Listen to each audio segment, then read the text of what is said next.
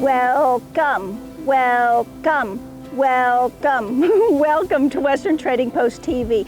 It has been such an exciting week so far at the Post, with an authentic 1860 Henry rifle walking through our front doors, an old and prehistoric pottery collection, and a collection of Winchester rifles that we will be following through the auction. We will be highlighting the grand opening of the Casa Grande Neon Sign Park, which is located right behind the Trading Post, and it incorporates our fabulous mural on the side wall. Then we will be doing a couple of photo shoots for a book, a calendar, and some editorial ads. So hold on to your hats and enjoy the ride.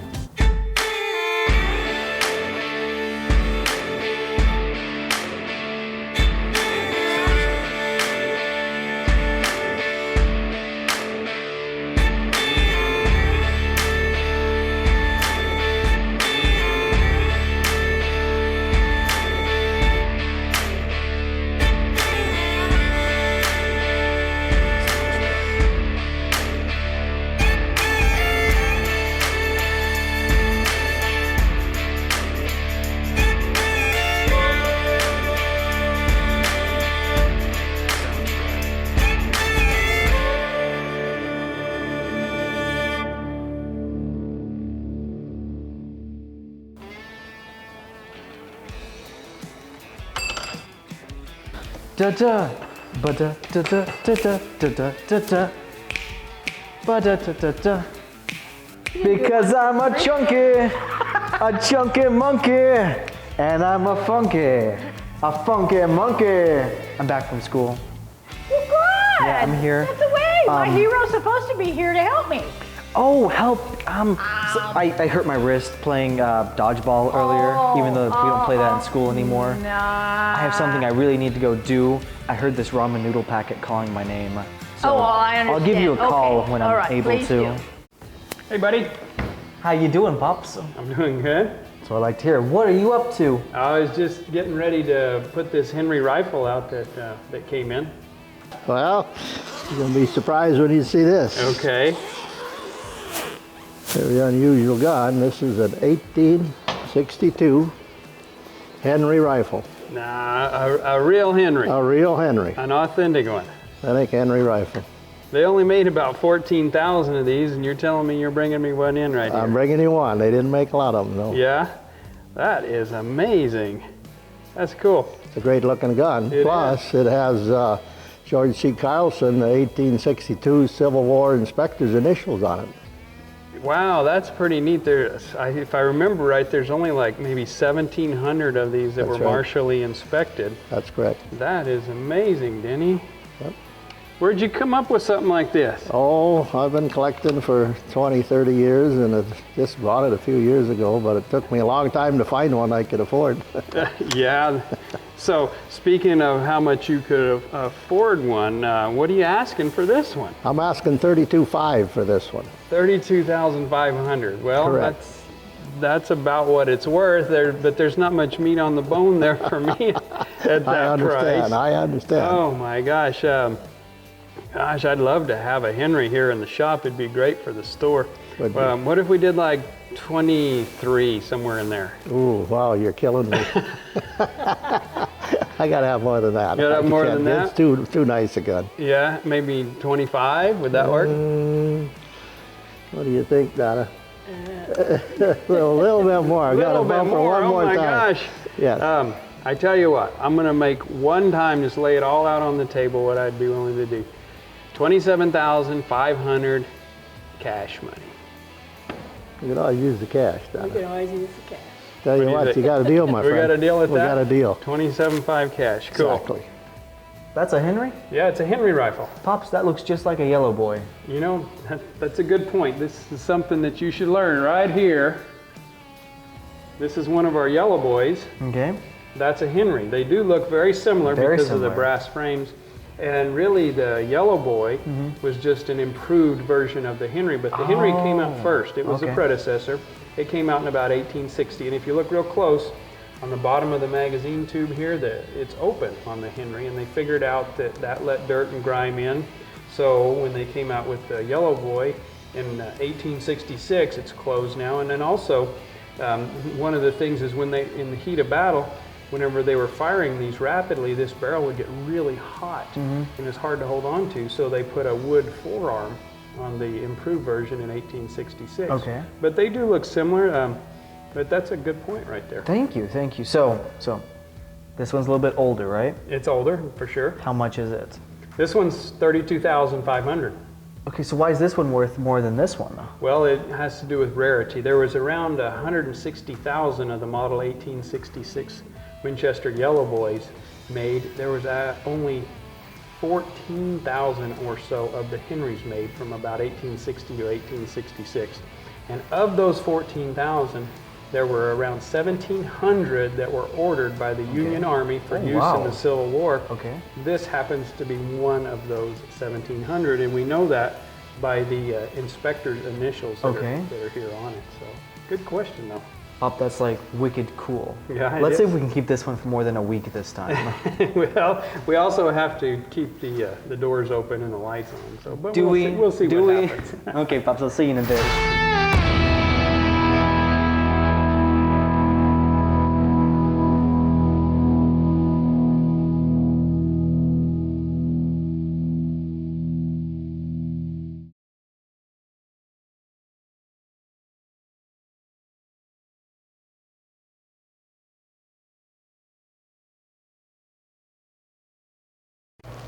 We are here at Western Trading Post in the Western Heritage Room doing a photo shoot with Eric Allen Smith.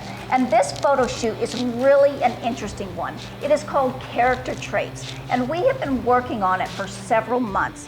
And the interesting part about the photo shoot is we are incorporating both modeling and acting to bring these characters alive. And Eric, how did you come up with the idea of character traits? Well, photography is basically telling a story with one image, with that tradition, I thought that wouldn't it be fun to do a series of stories told with the photograph, with a location and a character and wardrobe and all that. So I get to put all these hats on and I get to do different things. So well, and it's so exciting for me because you give me a short bio of each character, you bring the clothes in, and I have to act and bring this character to life and be able to tell its story with one picture. Now we are shooting with a green screen. Why is that?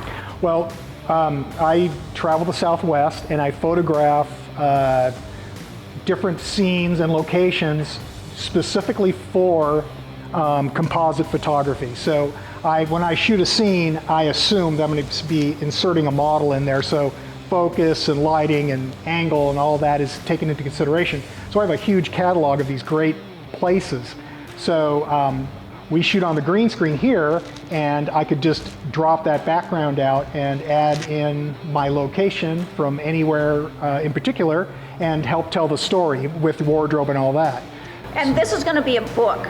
So as we get completed with all of the characters, you're going to put it in a book. And where can people find out more about your photography and this book project? Well, I'll definitely be promoting the book and the project more in the future, although we are still working on it. But I would say later in the summer, early in the fall, I'll start really promoting it. You can see more about it on my website, ericallensmithphotography.com. And the Allen, my middle name, is A-L-A-N.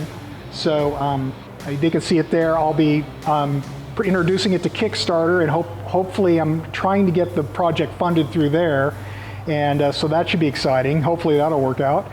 But it'll be a great book. And I'm adding captions to the images, which help lead people. I think it's a good springboard. Instead of just looking at a random picture, it helps put a place in a setting and just a little taste of who this is and what's going on in this photograph, and then some people could really look at the image with their imagination and just enjoy it and sort of see the story and imagine what this character is and going through and all that. Well, this has been such an exciting project, and you know what? We better get back to shooting, but you guys check out Eric Allen Smith when you get a chance. Thanks, Eric. Thank you.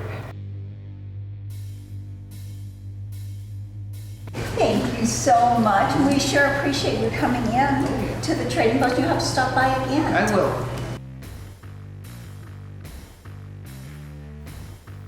Cowgirls Historical Foundation, ambassadors of Western heritage and the equestrian way of life.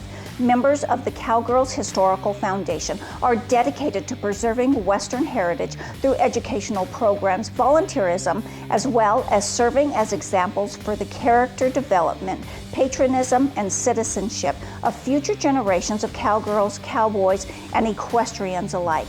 To find out more, go to cowgirlshistoricalfoundation.com.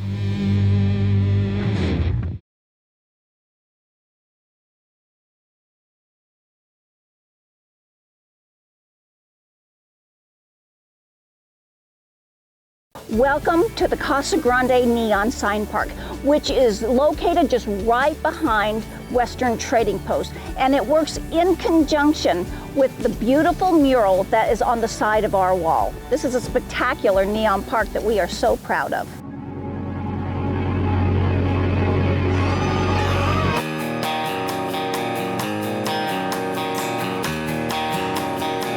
I feel like I'm at the Academy Awards ceremony, accepting for the beautification and historic preservation of downtown Casa Grande. Thank you for being here tonight. 15 years ago, Main Street saved our first sign, the Horseshoe Motel, and the city stored it for us. 3 years ago, we asked the Donovan M. Kramer Sr. family if we could use their property for a neon sign park. And overnight, they said yes. Thank you. We just got in a great collection of prehistoric artifacts here at Western Trading Post. Now, a lot of these items are what is known as plainware. Just like today, we have our dishes that we cook in and eat out of every day. They had the same type of items back in those days that they would have used for cooking or eating or whatever, and they were, pretty plain. They weren't decorated or whatnot. But in this collection, there are a couple of items of note. Just like today, we have certain items that we break out when the company comes over or when we're having a special occasion. Well, back in those days, they had the same type of items. This great little pot right here has been painted. It's a fine, dainty little ceremonial pot that is just in pristine condition for being about 1,000 years old. Another item that is really exciting is this great little effigy pendant right here. It's a bird, it's been hand carved, and the hole was actually drilled by hand without any sort of modern technology or tools. That is an amazing feat right there. This is one of the best little effigy pendants that I've ever seen.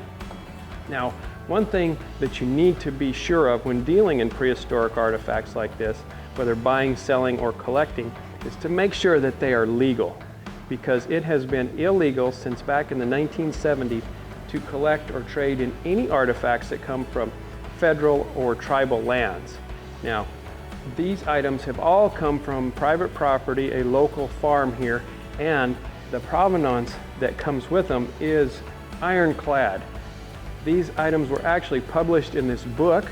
There's photographs of the excavation from back in the 1960s, and the person who actually found these artifacts on his farm is the person that brought them to us. So they have good photographic evidence that these items were indeed found on private property, and that is extremely important to remember whenever buying, selling, trading, collecting in any sort of prehistoric artifacts, is to make sure that they are legal to trade in. That is so important.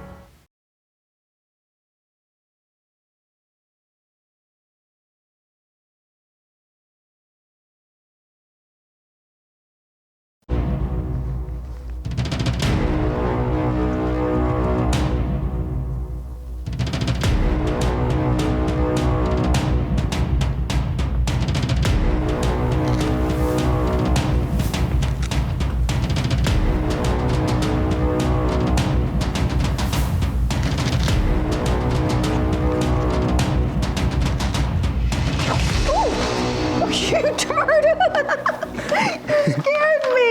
Oh, my papers. What are you doing? I'm helping you now. You better. So, Okay. moving on from this little incident, what are you doing? So I'm getting this amazing pottery collection prepared for the auction. Okay. And I'm actually putting the proper paperwork with each one of the prehistoric pieces. Prehistoric meaning? Before written history. Easy. Good job. So, I mean, there's some amazing items. Look at this beautiful red Mesa Oya from like circa 900 to 1100 AD. Kind of old. It's really old. It's been restored. It has all of the paperwork, all of the provenance that goes with it to allow the seller to resell the piece. So I'm just kind of putting the paperwork with each one of these beautiful pieces of pottery. Oh, wow. Look at this. This beautiful polychrome. 3 or more colors. Good job. You've been listening. I'm so proud of you. So this is a Pinedale polychrome pottery bowl. And again, it has been restored with all of the fabulous paperwork, the provenance that goes with it. So that'll do really well in the auction. This one will do extremely well too. Another prehistoric, probably 1100, 1300 AD. So that should do pretty well. Should we be like betting on one of these? Which one do you think is going to do the best? That one. Okay, what do you think it's going to go for? $5,555.55 exactly. Okay, I am going to guess that this is going to go for $1,275. Okay. We'll bet on it. We'll see. Winner gets winner lobster dinner. Sure, why not? That sounds good to me. Okay, go check on Pops. Yes, ma'am.